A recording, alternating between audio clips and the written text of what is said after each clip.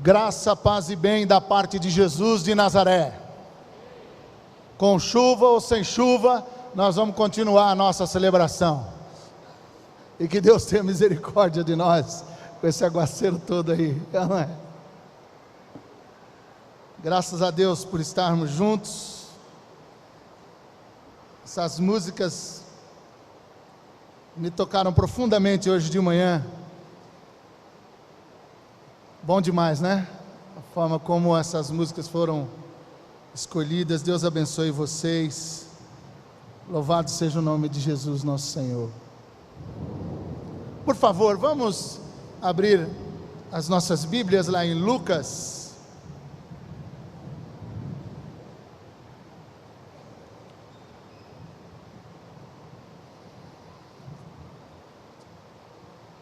Eu desejo iniciar com uma afirmação que eu fiz no domingo passado. Jesus veio nos ensinar que ninguém anda com Deus sem pisar no chão e pegar o pó da vida nos pés.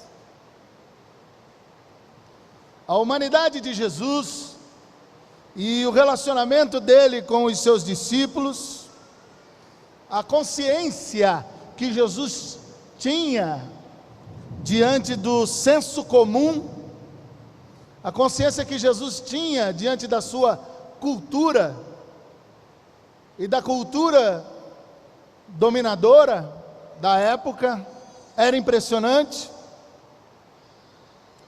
A consciência que Jesus tinha da lógica do seu tempo era extraordinária. E tudo isso não admite que os seus discípulos sejam de que tempo for e onde eles estiverem, não admite, não permite que eles sejam alheios à vida como ela é. Não permite, não admite que eles sejam sublimadores das nossas dores humanas e sublimadores das nossas angústias e dos nossos sofrimentos. Quem segue Jesus de Nazaré vive nesse enfrentamento da vida como ela é, o tempo todo. Não tem como ser diferente. Também disse domingo passado que a vida ela é feita de desencontros, de desencantos e de desconstruções. E que Jesus veio para que tudo isso fosse encarado de frente, para que a gente possa experimentar novos encontros, novos encantos e novas reconstruções. Foi para isso que Jesus veio. E aí falamos sobre andar com Deus. Mas a gente tem que entender que a vida como ela é, dói. A vida como ela é, dói. São poucos os que sabem a dor e a delícia de ser o que é. São poucos, não são todos. Há uma sede em cada um de nós que dói demais. Há um vazio em cada um de nós que dói demais. E pelo menos por dois motivos ligados a relacionamentos. Nós sentimos muita dor.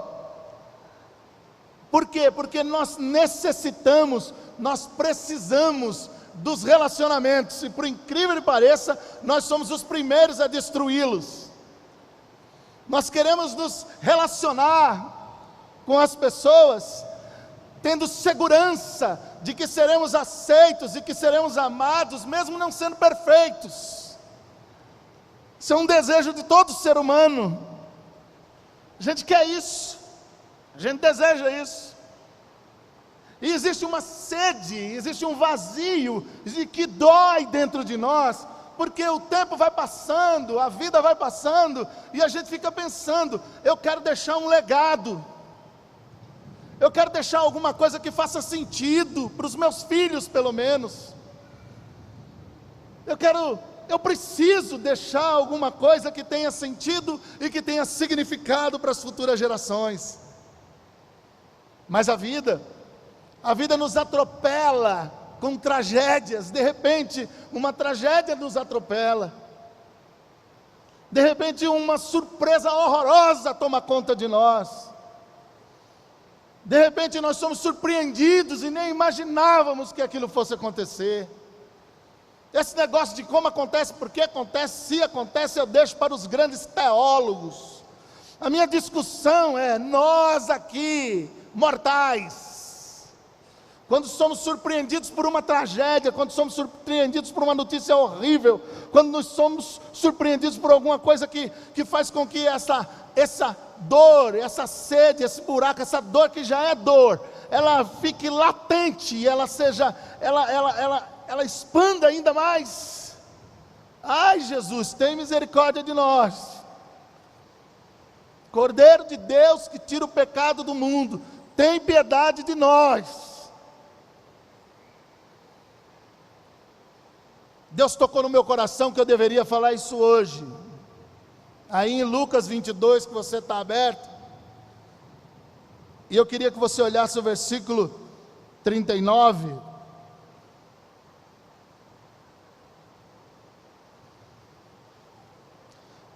E eu acredito numa coisa, viu, pessoal?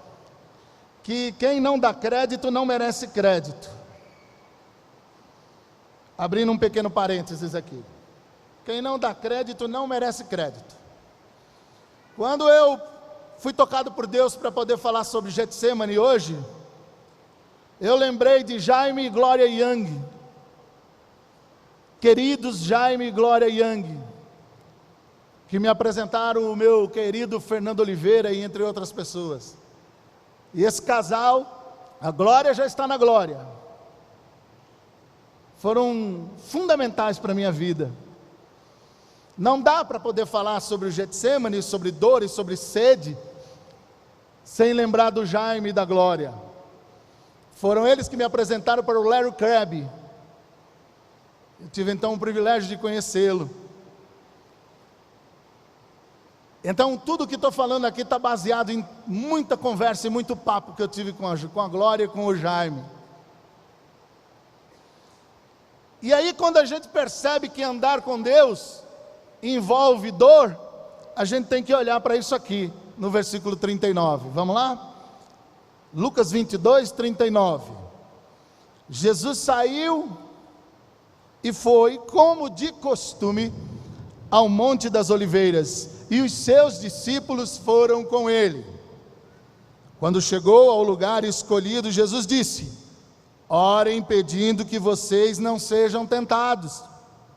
Então se afastou a uma distância de mais ou menos 30 metros, ajoelhou-se e começou a orar, dizendo: Pai, se queres, afasta de mim este cálice de sofrimento, porém que não seja feito o que eu espero, mas o que tu queres.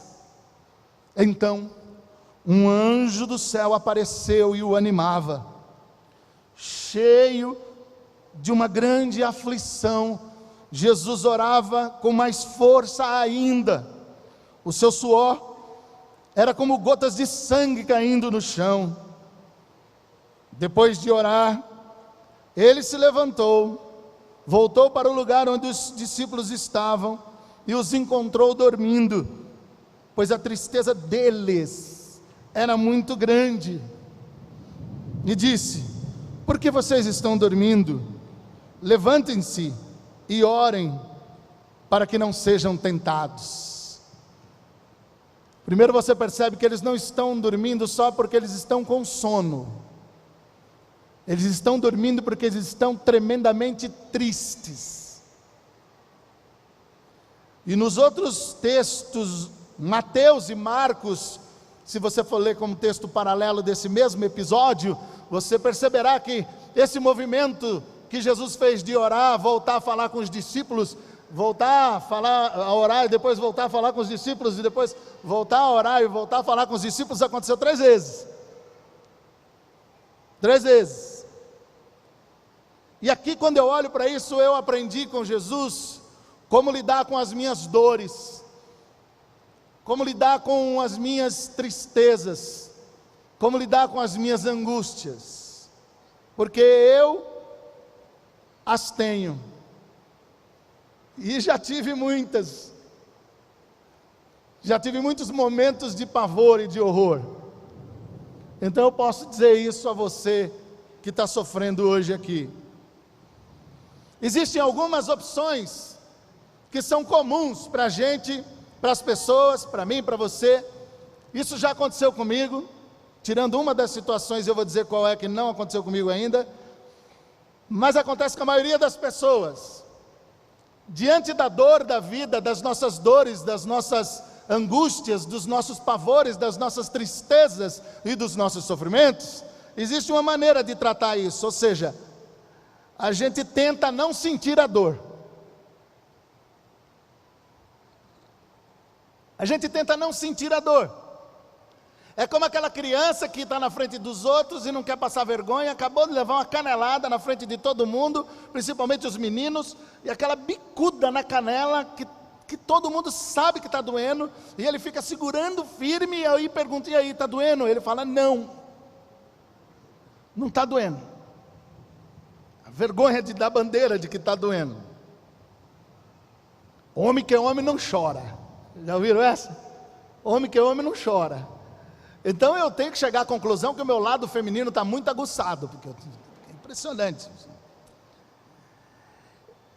Essa primeira coisa que é não sentir, esse é o lance assim, a gente começa a minimizar a dor, a gente começa a racionalizar a dor, e isso nos leva ao resultado da negação, ou seja, ter esse papo de dor não, bola para frente, vamos lá, carpe diem, e vamos embora, certo? Então a gente toca o barco e vai levando desse jeito. Então existe uma maneira de encarar a dor, ou seja, que é a negação. Evidentemente que nós encontramos muitos lugares, muitos pregadores, muitos escritores, religiosos ou não, e muitas igrejas que fazem com que você realmente comece a negar a sua dor. Ou seja, você entra arrebentado dentro do culto, e você sai voando que nem um super-homem, uma super-girl. Uau! Uhul!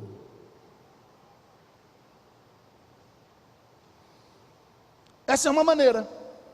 A outra maneira é quando você tenta controlar essa dor. Aí você tenta controlar a dor. É a tentativa de manipular o seu mundo. É a tentativa de manipular as circunstâncias para parar a dor. Usando as pessoas, inclusive usando Deus. Muitas vezes a gente, para poder fazer a dor parar, a gente usa os outros e também usa Deus. E aí a gente desenvolve como resultado de controlar essa dor uma exigência perigosa. A gente começa a exigir das pessoas como se elas fossem totalmente culpadas pela nossa dor, e a gente começa a exigir das pessoas, e hoje em dia existem teologias que exigem de Deus, que determinam que Deus faça ou deixe de fazer as coisas, e essas coisas elas vão dominando essa pessoa de tal forma, que ele passa a ser aquele que exige, porque ele quer controlar a dor, e ele começa a exigir dos outros. E o pior é quando ele exige de si mesmo, o que é mais monstruoso, porque ele está sentindo dor e ele exige de si mesmo o aparentar de que ele não está sentindo dor. Mas existe uma outra maneira, que é aquela do coitadinho de mim, que eu sempre falo aqui, da autocomiseração. Que é aquela maneira de falar assim, a vítima do mundo, é o sujeito que é vítima do mundo, é a mulher que é vítima do mundo, a vida passa a ter um contorno de fatalismo, de vitimismo, e você vai passando a vida assim. Se imagine uma pessoa que passa a vida negando, uma pessoa que passa a vida exigindo, e uma pessoa que passa a vida toda como vítima do mundo. Tudo acontece, ela tem um complô do mundo contra ela. ela consegue levar a sério. Eu não estou brincando, mas eu vou falar. Eu ouvi uma pessoa recentemente dizendo o seguinte: pastor, tem alguma coisa errada, não é possível. A semana inteira de trabalho, sol,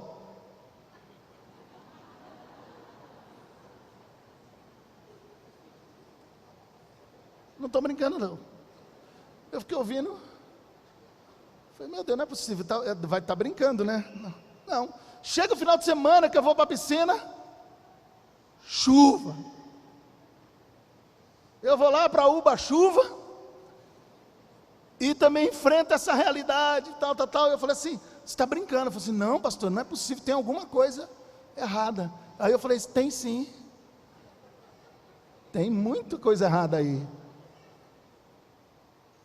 Mas existe uma outra opção que Jesus me ensina e ensina você, que não é negação, nem exigência, nem autocomiseração, mas é um processo que é ilustrado pelo Senhor Jesus aqui no Getsêmani, e é entrar na dor e na angústia dessa sede que não se satisfaz, é encarar essa dor de frente, encarar para valer.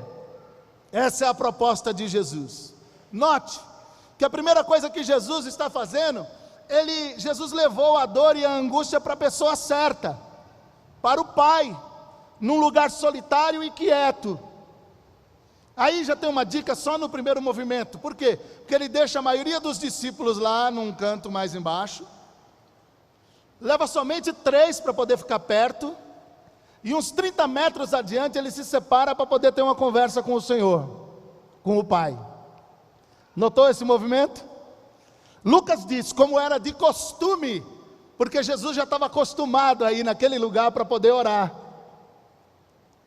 E aí olha só o que você percebe. Isso é muito importante para mim e para você. As suas dores e as suas angústias, elas são importantes. Eu aprendi com um amigo meu, muito precioso e querido, e ele disse uma coisa: respeite mais a sua dor, respeite mais as suas feridas, não fique abrindo para todo mundo não. Tome muito cuidado com isso, porque tem gente que realmente, quando está com as suas dores, seus sofrimentos, vai lá no Facebook e ainda coloca lá, e aí sai no Facebook, nas redes sociais, que está ligado no Twitter, que está ligado no MSN, que está ligado não sei aonde. Quer dizer, daqui a pouco está todo mundo sabendo que ele está morrendo, ou que ele quer se matar porque está sofrendo. E aí você percebe que Jesus, ele nos ensina como? Eu vou na pessoa certa. E eu vou dizer uma coisa para os irmãos: eu tive momentos de pavor na minha vida,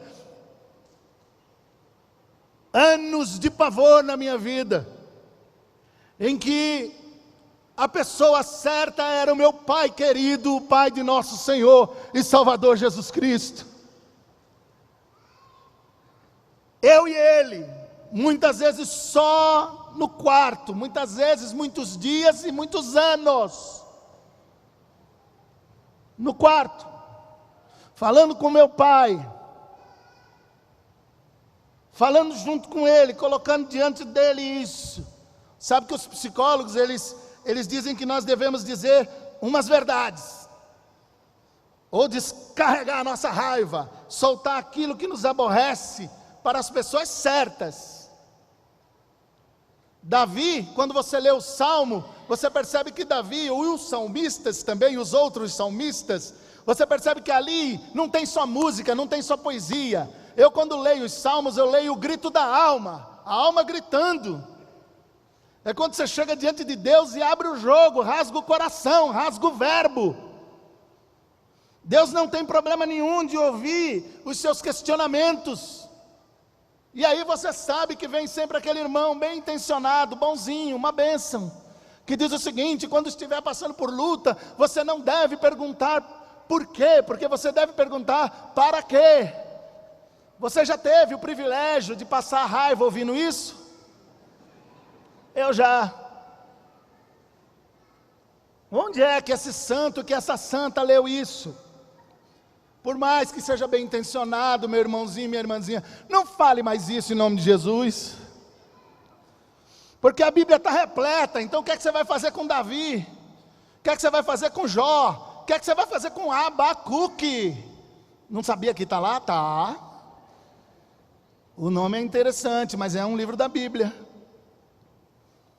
Eles falavam diante de Deus: por que, Senhor? Rasgavam o coração. O salmista chegava a dizer: Deus, o Senhor está dormindo. Acorda, Deus. Bora lá, Deus. Imagine. Você fala assim: nossa, que heresia. É a alma gritando. É a alma gritando. Mas o certo mesmo é que eu levo. Lembra aquele hino antigo? Quantas vezes a gente perde, quantas coisas nós perdemos quando não levamos tudo a Deus em oração. Quão bondoso amigo é Cristo. Leva tudo. Outra coisa que é bonito ver aqui nesse processo que Jesus me ensina e ensina você, é que ele sentiu a sua dor, ele sentiu o medo, não apenas superficialmente, não foi apenas uma declaração acadêmica, mas sim, com toda a agonia da realidade. Mateus registra angustiar-se, profundamente triste até a morte. Marcos registra sentir-se tomado de pavor e de angústia. Lucas diz, estando em agonia, orava intensamente. Dá de cara com o medo. Eu não sei, tem um amigo meu que ele tuitou recentemente que ele achou a Bíblia dele, que é uma Bíblia velha, toda pintada. Eu não sei se vocês têm Bíblias assim, daquelas que você pinta tudo, rabisca, não sei o que, e tudo mais. Eu tenho várias, e essa daqui é uma das minhas, das Bíblias que eu utilizei durante o meu tempo de visitação no inferno. Mas não visitei não, aquele tem uma aí que já visitou 15 vezes, não é assim, é uma ilustração. E aí tem um negócio interessante, sobre essa questão de enfrentar o nosso medo, e Anselmo Green, ele disse isso e eu escrevi. Aquelas Bíblias, sabe aquelas Bíblias que você lê, e elas quando a caneta você escreve, depois quando você chora, borra? Sabe assim? Então, se você ainda não tem essa experiência com a Bíblia Sagrada, você precisa ter. Você precisa ter. E ele diz assim, o Anselmo Green: em última análise, é a soberba que provoca o medo. Assim, a conversa com o meu medo poderia conduzir-me à humildade, isto é, a humilitas, e eu poderia reconciliar-me com os meus limites, com minhas fraquezas e falhas, dizendo, por exemplo, posso cometer gafes, não tenho obrigação de poder tudo. Interessantíssimo isso daí. O enfrentamento do medo pode trazer cura, e cura boa. É óbvio que Jesus aqui, ele não é soberbo e não está em pecado, Jesus nunca pecou, mas isso traz para mim uma lição extraordinária do enfrentamento do medo, do quanto isso pode ser benéfico para a minha saúde emocional, para a minha saúde mental. E aí você começa a entender que a sua proposta como cristão é não negar. Eu não vou negar que essa dor é horrível e que essa tristeza é verdadeira, que essa angústia está me fazendo mal. Não vou negar. Mas uma outra coisa que está legal aqui, que Jesus me ensina e ensina a todos nós, é que Ele colocou de modo claro para o Pai aquilo que Ele ansiava. Ele não falou só uma vez, Ele falou duas, Ele falou 3 vezes.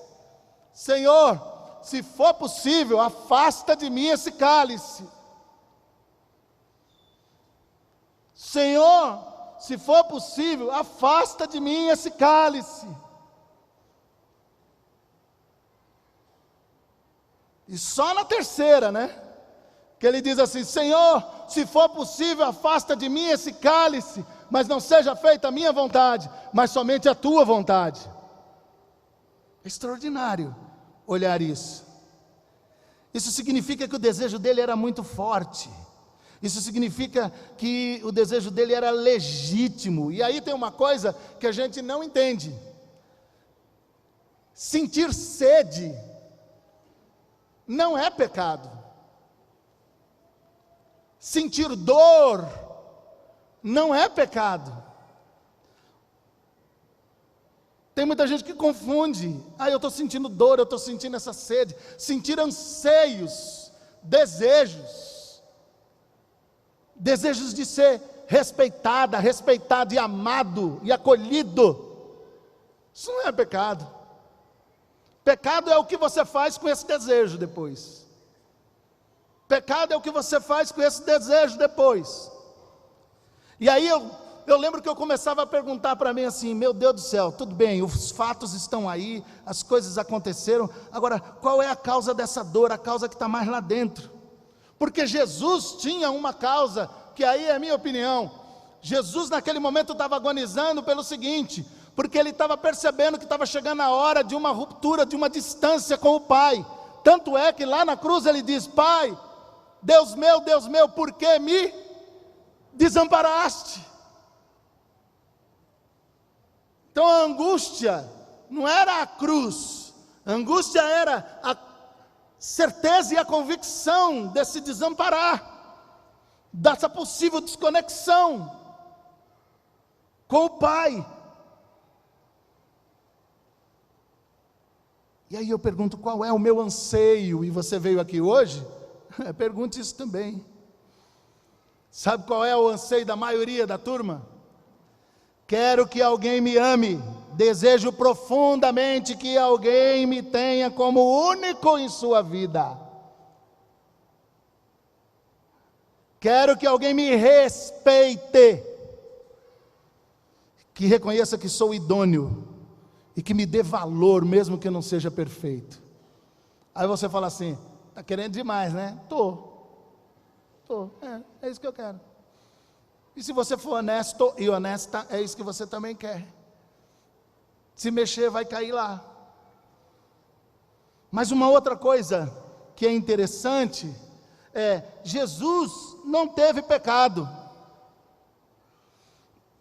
Porém, ele demonstra aqui que não faz exigências. Não faça a minha vontade, mas a tua. Mas existe uma coisa que eu e você temos que reconhecer e confessar, que é o nosso pecado. Porque quando nós estamos sentindo dor, isso é interessante. Quando a pessoa está sofrendo e está sentindo dor, a impressão que dá é que ela não peca. Pois eu queria informar os senhores e as senhoras que nas pesquisas de Ibope e da Fundação Getúlio Vargas, que eu fiz com relação aos momentos em que mais pequei, foram nos momentos em que a minha dor mais latejava. Foram nos momentos em que eu sentia mais dor. Foi nos momentos em que a dor estava consumindo a minha vida. Por quê? Porque eu começo a fazer exigências sobre Deus e pessoas. Tem que ser do meu modo e tem que ser agora. Eu começo a exigir. Aí eu começo a trabalhar dentro de um outro ponto, que é da independência de Deus. É a tentativa de fazer a minha vida funcionar sem depender de Deus, usando do quê? De controles e de manipulações. Hoje em dia o que mais me irrita é crente que quer viver sem depender de Deus. Eu não sei onde é que aprendeu esse negócio. Quem segue Jesus de Nazaré aprendeu que depende dele para tudo.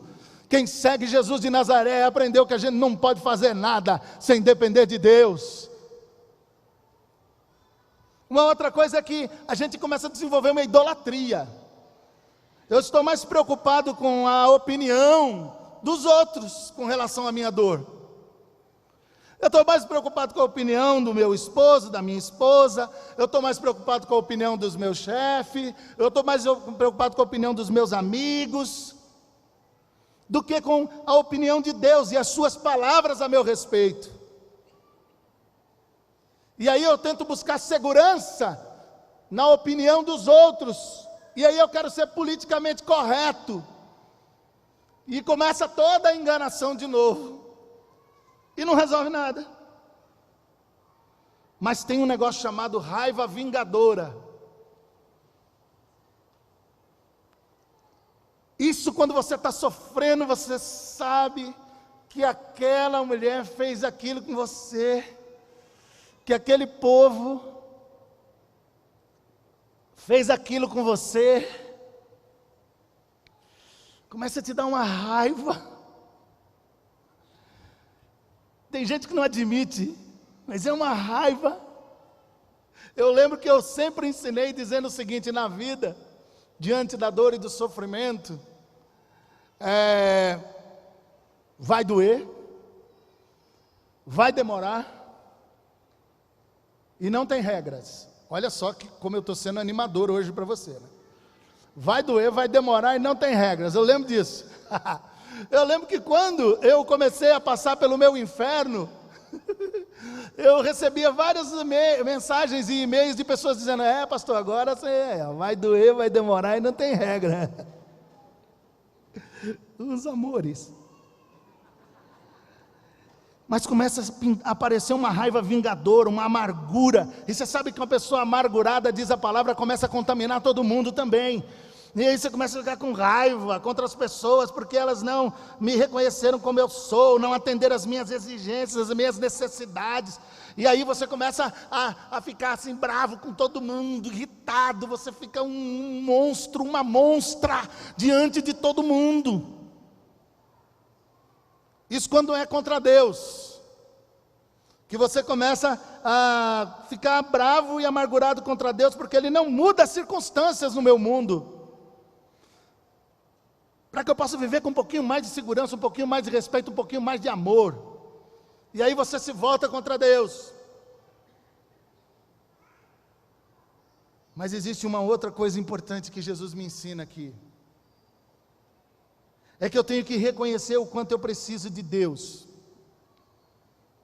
E isso Ele demonstra na maneira com que Ele vai até os pés do Senhor. E aí, meus irmãos, eu aprendi, é preciso reconhecer que, por mais que a gente tente, nós não somos capazes de parar de exigir, não somos capazes de parar de buscar a independência de Deus, não somos capazes de idolatrar contra Ele, e muitos até o idolatram. A visão que tem de Deus é uma idolatria, que é muito mais. Você pode falar, está confuso isso, não está não. Tem gente que idolatra a imagem que tem de Deus, e aí a gente começa a falar: meu Deus, chegar ao fim do nosso limite, dos nossos próprios recursos e da nossa necessidade pelas outras pessoas, passa a ser um milagre de Deus na minha vida e na nossa vida. Até chegar nisso, eu vou precisar muito de Deus. Aliás, eu vou precisar o tempo todo de Deus. Aliás, eu não vou conseguir se não for com Deus. Não vou conseguir. Mas tem uma outra coisa legal aqui, que Lucas registrou. Não apareceu o anjo para confortar? Apareceu ou não apareceu? E isso é verdade.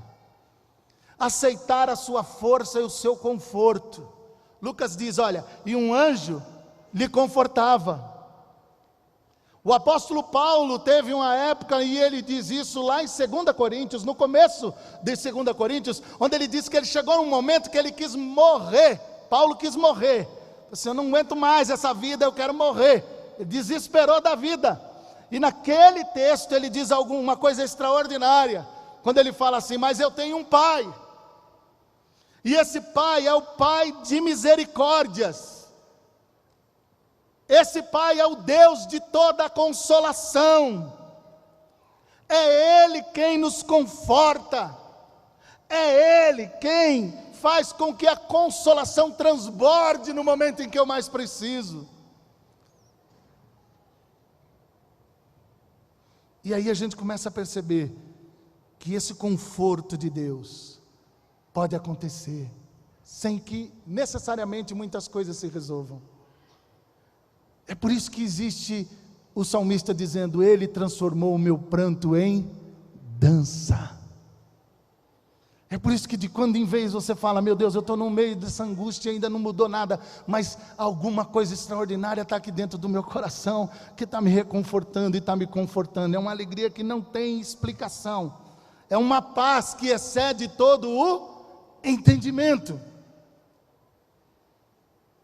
Mas Jesus diz uma coisa legal: faça a sua vontade. E isso significa glorificar a Deus amando o próximo. Porque quando ele diz assim: faça a sua vontade, ele vira para os discípulos e diz assim: levantai-vos, vamos. E o que ele quer dizer com isso, no vamos? Aliás, esse plural não demora muito não, demora pouco tempo no plural, porque depois vai só no singular mesmo, porque quem vai é ele sozinho. Vamos. E aí ele vai e entende: não, eu vou enfrentar a cruz. E por que enfrentar a cruz? Porque ele veio salvar aquilo que se havia perdido. Por que enfrentar a cruz? Porque Deus amou o mundo com tanta intensidade, que deu o seu Filho unigênito, para que todo aquele que nele crê e nele confie inteiramente, não pereça, mas tenha vida eterna. Para que ele enfrentou a cruz? Enfrentou a cruz por mim e por você e por toda a raça humana. Por que ele enfrentou a cruz? Por quê? Porque para Jesus o outro era a causa dele. E quem tem o outro como causa não precisa de outras causas. E assim ele vai para a cruz,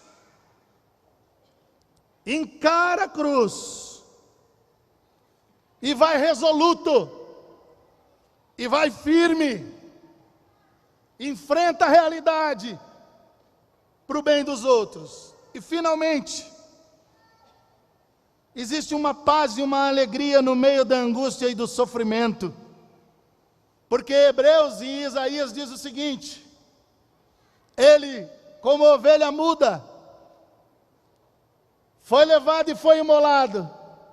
Mas se você continuar lendo Isaías 53, diz o seguinte: e a alegria encherá o seu coração e o gozo por aqueles que ele conquistou e trouxe. Em Hebreus 12, diz assim: e ele seguiu até o fim, e foi até o fim, pela alegria que lhe estava proposta. Obviamente que sofrendo, obviamente que sem nenhuma mudança, as circunstâncias não mudaram, mas assim Jesus foi ao Calvário, mostrar para a gente que existe uma alegria que não depende de circunstâncias externas, para que a gente entenda que a alegria pode existir simultaneamente com tristeza e com angústia. Isso é uma verdade que Paulo explicou em 2 Coríntios 6,10. A vida é esse agridoce, e no cristianismo isso fica muito mais claro quando você segue Jesus. É aquela imagem da tempestade lá fora, e Jesus dormindo dentro do barco.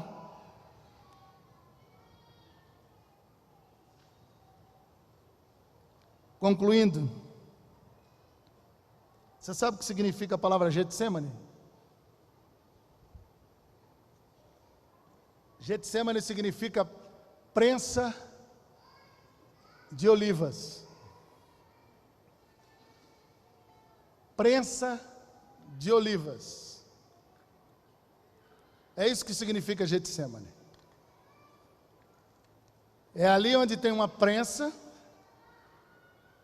que termina tirando da oliva o quê? O azeite.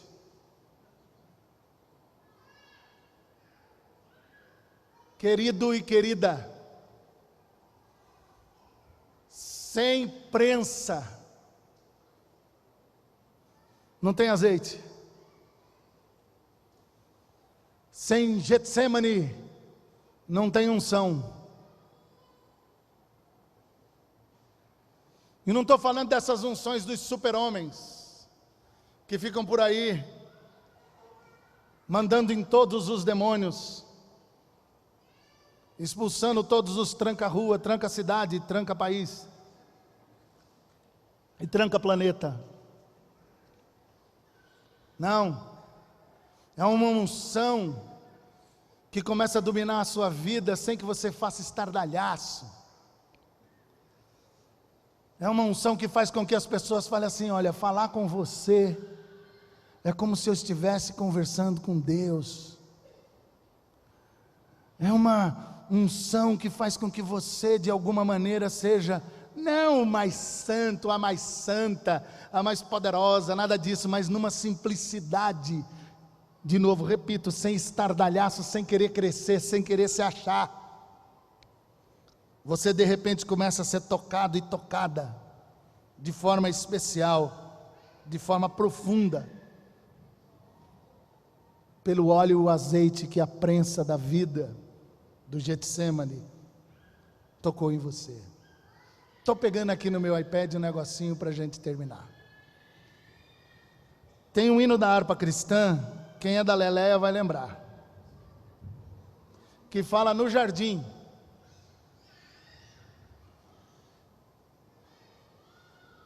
E desde pequeno eu ouço esse hino.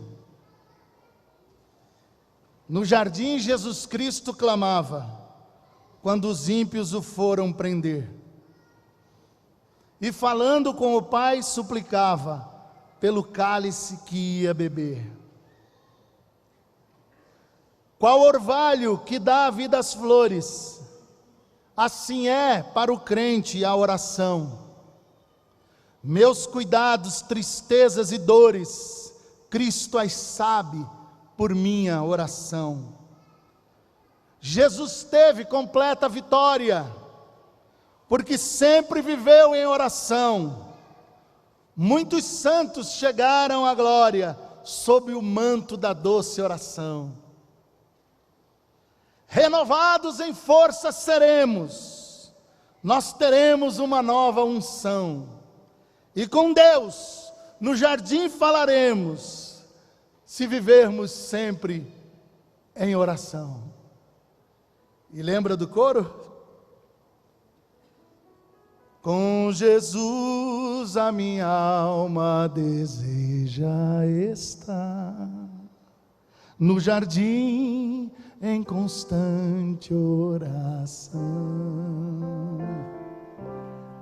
Quando a noite chegar e o mal me cercar, quero estar em constante oração. Aleluia. Amém. Vamos nos levantar, meus queridos.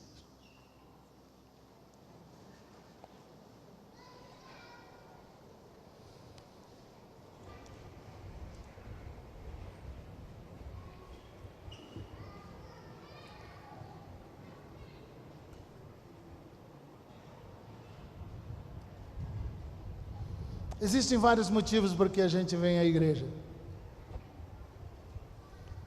mas eu quero falar daquele mais importante. A gente vem à igreja para ser tocado por Deus, para que uma música toque o nosso coração, uma palavra toque o nosso coração, alguma coisa toque o nosso coração.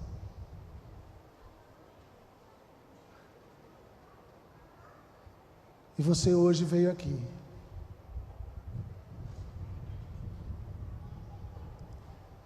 Deus trouxe você aqui. E eu sei que o que eu falei aponta para um processo muito difícil. Porque é difícil mesmo. E ninguém está aqui para enganar ninguém. Mas eu estou aqui para te lembrar do seguinte: ainda que eu ande pelo vale da sombra da morte, não temerei mal algum, porque tu estás comigo. A tua vara e o teu cajado me consolam. O Senhor vai com você.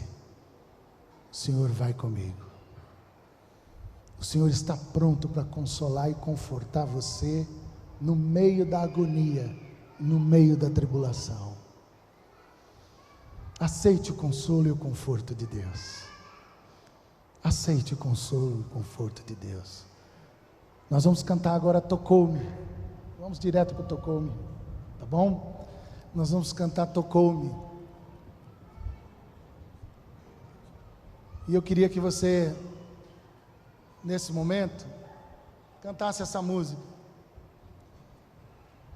E se desejar, segure na mão do seu irmão, é um toque, né?